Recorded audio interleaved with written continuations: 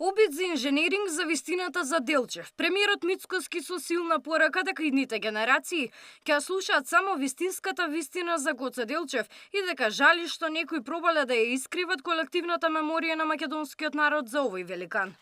Кога велам да го чува и да го негува, да ја пренесува вистината, онаа вистина каква што вистински се случувала, а не вистината која што за жал некои се обидуваат да ја искриват. И во колективната меморија на македонскиот народ во минатото имаше обид за инженеринг да таа вистина биде поинаква. За среќа, тоа е веќе минато, а наша обврска е вистинската вистина да ја пренесеме нивните генерации за овој голем македонски титан Гоце Делчев. Јас го разбирам светот како поле за културен надпревар меѓу народите. Непознатата мисла на Делчев денеска ја повтори опозицијскиот лидер Филипче, кој порача да се работи токму во оваа насока, а не младите да го сваќаат светот како поле за карта во еден правец. А Гоце Делчев кажал дека треба светот да се разбере како поле за културен надпревар на народите, треба да работиме во таа насока, а не младите да го сваќаат светот како поле за карта во еден правец.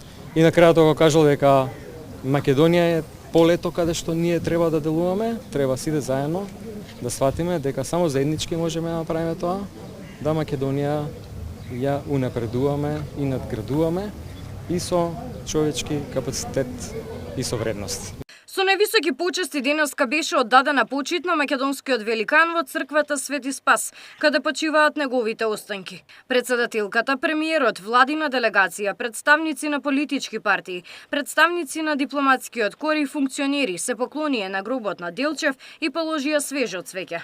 Одбележувањето на 122 годишнината од неговата смрт започна со панихида, одслужена од страна на поглаварот на Македонската православна црква Охридска архиепископија господин Стефан во сослужение на свештениците од Скопската епархија.